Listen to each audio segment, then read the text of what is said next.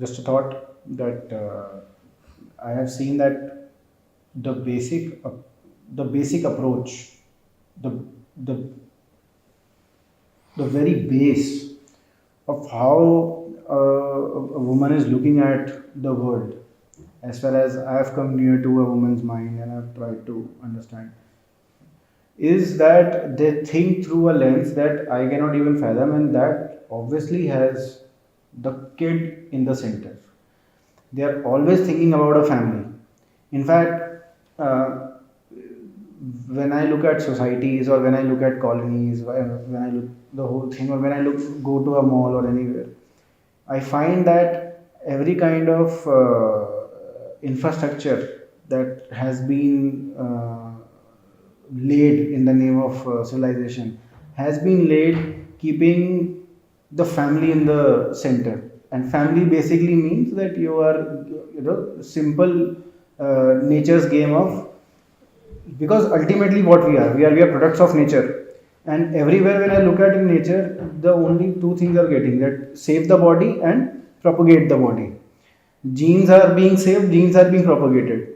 So I always find that the basic thing that civilization is doing is that they are saving the human body and they are propagating it. Here what I find is that because the woman's role is that they are the ones who are creating that body inside. Whereas man has the free will of impregnating maybe two or three women. It doesn't have any kind of what we can say liability or collateral liability just after the act. So I have observed that for a woman, the family, the kid is very important. That nest is very important. This woman that you are talking of, is she a function merely of her body or also of the school she studied in, the college and university she went to, the belief system she inherited from her grandfather and mother, the kind of things she saw in the movies and the serials? Is she a function merely of her body or also of these things? But these things are also a genesis. They are coming from somewhere. The university or the belief system. They are not really coming from the woman herself. They are coming from the collective ignorance of mankind. And the ignorance might have started from the biology itself. That's true. Yeah. The ignorance starts from the body itself, right? And the ignorance is therefore on both the sides. Acharya Ji, I mean, the Marxist feminists say, I mean, it's a very cliche statement that sex is created, sex is born, but gender is created. So the probing, fundamental probing is in the process of gendering. So sex is assigned to you when you are born by the doctor, seeing the chromosome that you carry and your genitals. But the gender that is assigned to you and the process of gendering Fully is agree. indeed very complicated. Fully agree. That's why the female gender in, let's say, India, will be very different from a person of the same gender in a first world country. But physically they will be absolutely alike. So two kinds of bodies are born, and so what forces decide which body is going to become so-called man and which body is going to become a woman? In this sense, the LGBTQ discourse is very revolutionary because they have proven that a female body can also be a man, that you can have genitals, I mean you can have a vagina and be a man. So this is a revolution which is really trying to deconstruct the process of gendering ki agar if you are a male you have to be a man only. So The probing, my argument that I would want, my basic argument is that when it comes to, I totally agree with the fact that a woman is born, but gendering is something that is yeah. My argument here, as far as my observation or my conviction stands, is that the biology has a very vital function in the basic approach of how they perceive the world.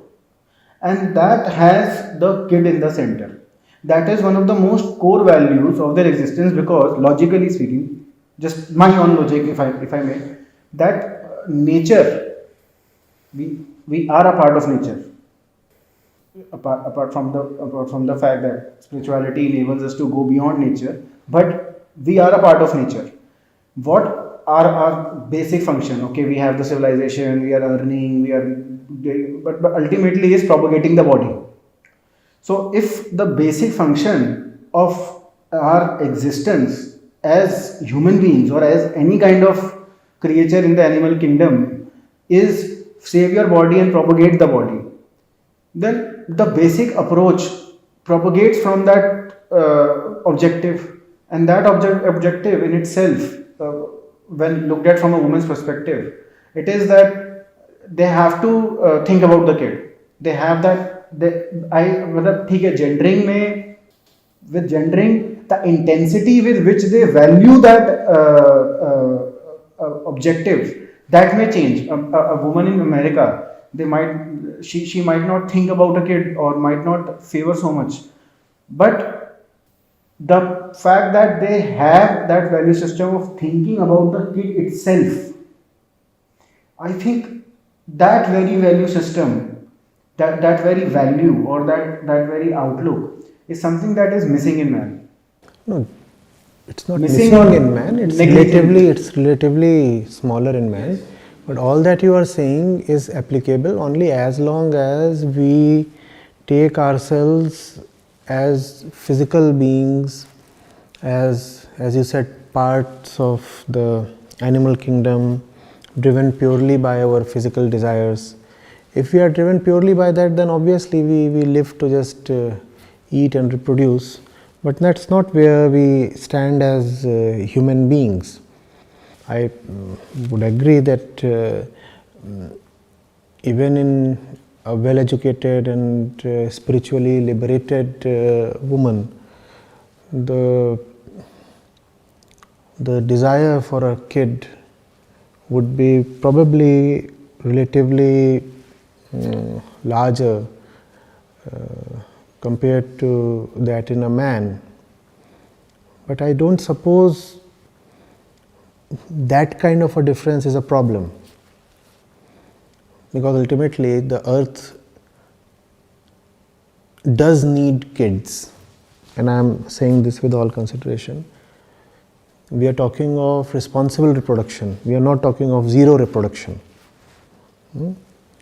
So we are not wanting a state where the woman becomes an absolutely zero woman with no desire at all to bear kids. That's not the objective, is that? That's not the objective. What we want to talk of is whether the compulsive desire or passion to keep the kid and the family at the center of her life is necessary, right? If the kid is just one of things in her life, what's the problem?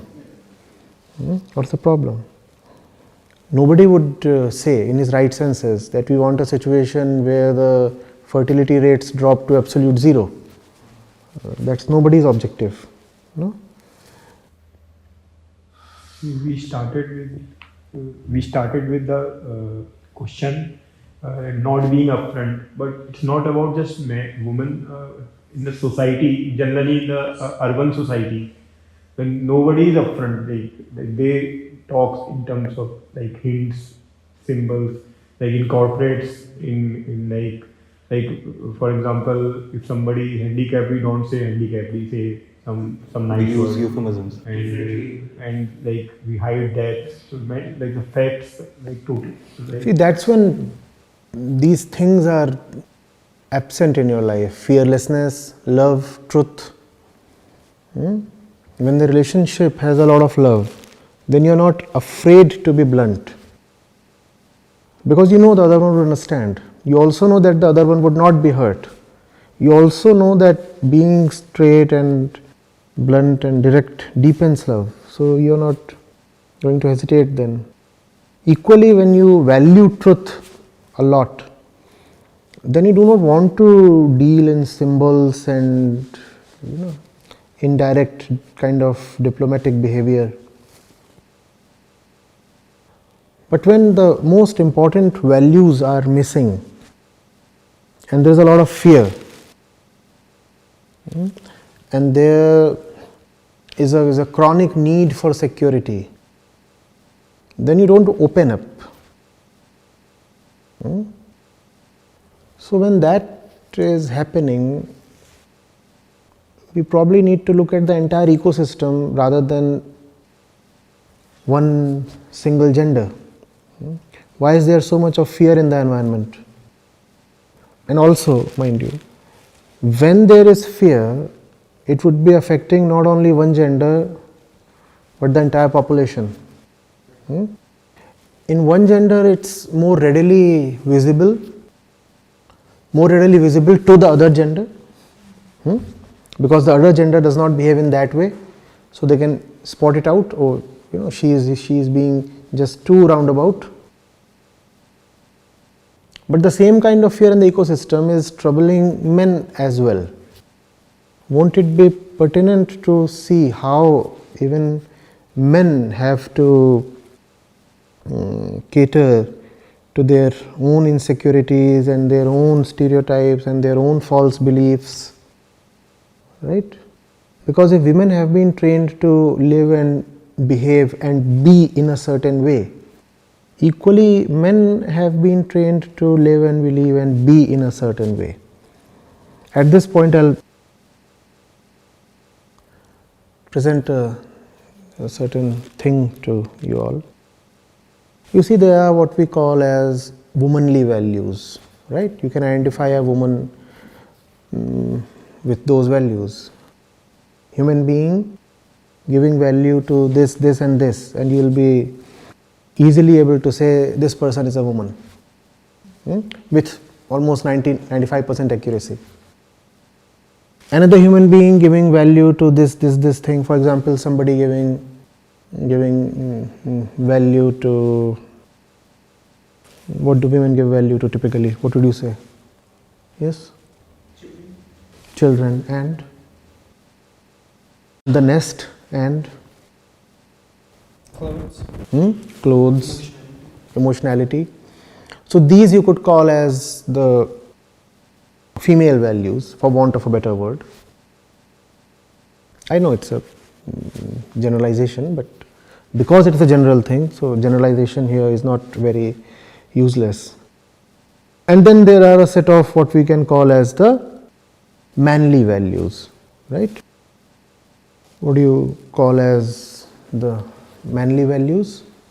Achievement. Chivalry, achievement, ambition, aggression. What we probably need to consider is whether there is a third set of values superior to both these sets. No point declaring one set higher than the other. If we indeed are caged consciousnesses yearning for freedom, then neither the womanly values nor the manly ones take us to our liberation, do they? One is emotional, one is logical.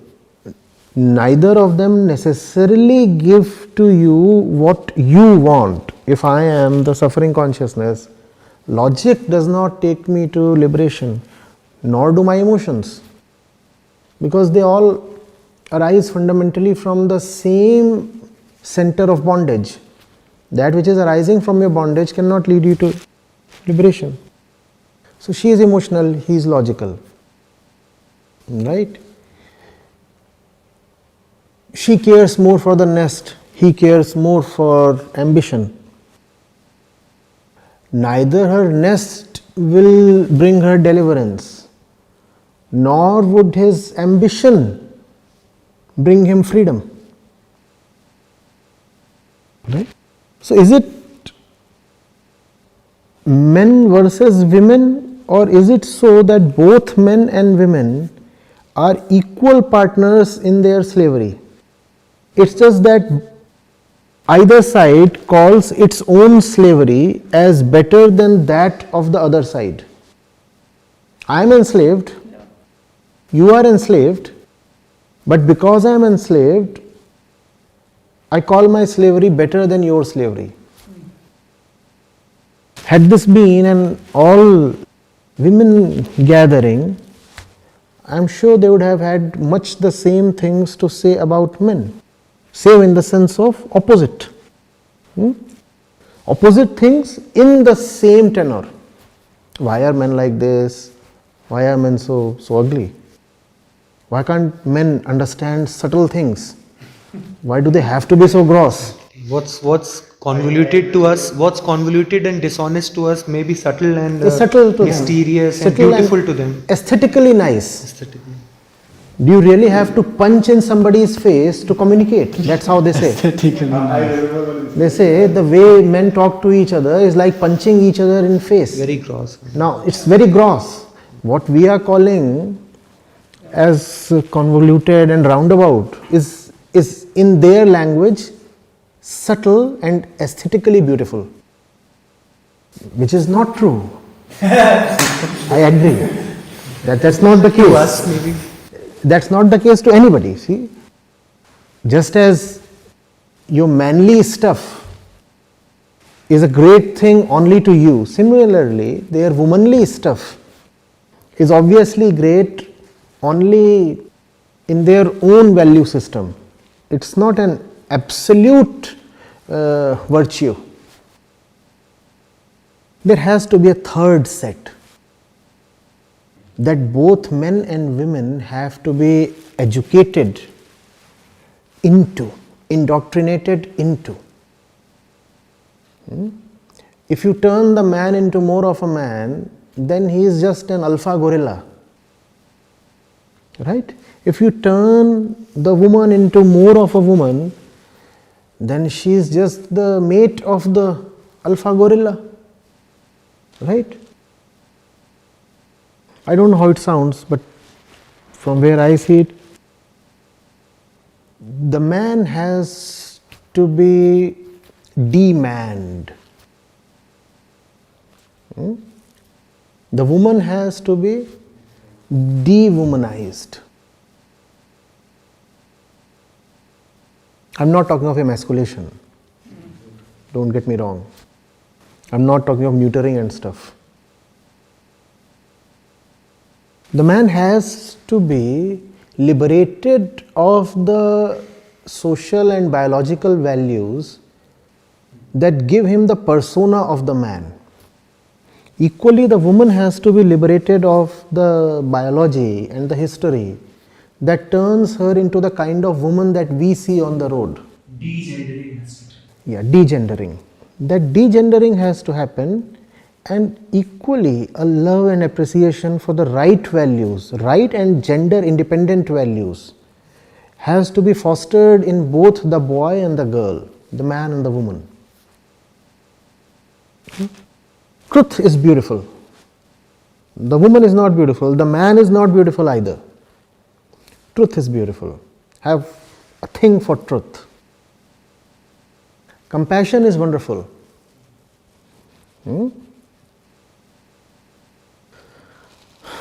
She is gorgeous, he is handsome. None of that is a patch on compassion. The compassionate one stands heads and shoulders above the gorgeous one or the handsome hunk. So these values have to be there. See, Shubhankar, I can see you restless, but the thing is, if in this society you are seeing a lot of distorted women, the law of duality dictates that there would be an equal amount of distortion in the men as well, because both are products of the same ecosystem. You cannot just say, oh, the women are distorted. The women might be distorted, and I concur that a lot of women are indeed distorted, but an equal kind of distortion would then there be necessarily present in the men folk as well. Both the genders have their own set of problems. And hence, unless both are taken care of, neither can be taken care of. Men's liberation just cannot happen without women's liberation. Acharya Ji, in light of what you just said, it's like small digression, but I'm sure it will add value to the discussion. Would you want to comment on this Indic symbol Ardhanarishwar? It seems that it is a mixture of both the genders. It is not a mixture, and that pertains to something totally different. The way you see the Ardhanarishwar image, to me that's a distortion. Everything that exists in the language of Sankhya Darshan is Prakriti, which has been taken as feminine. So the entire body is female. Body means everything that exists, everything that is bodily. So the body itself is female. The world, the universe itself is female because it exists. That's how the thing has been connoted in the philosophy. And everything that exists has at its heart something that is non-existent in the sense of being formless, nameless. So there is Shakti, the female, which is bodily, and at the heart of Shakti is Shiva.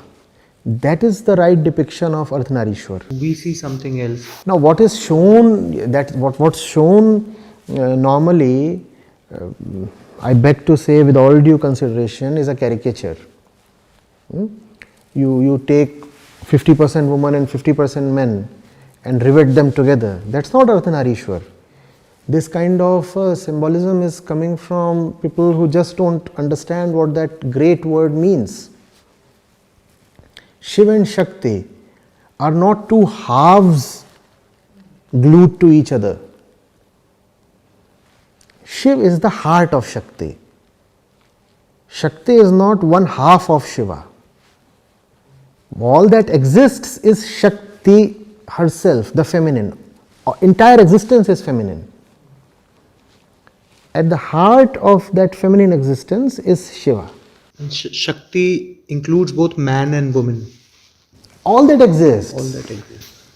Man, woman, the road, the concrete, the third gender, the fourth gender, the fifth gender, all that is feminine. Everything is feminine. Why they called it feminine? Because, I mean, it's again got distorted into like women are. It's like this. Prakriti is It's womanly. like this. I mean, you'll have to understand it almost graphically. Because Acharya Ji, those who charge Hinduism of sexism, they take, I mean, these two words, Purush, first mistake they do is they equate Purush with man, and then they say that why did these. No, Purush is not man. It's Purush is consciousness.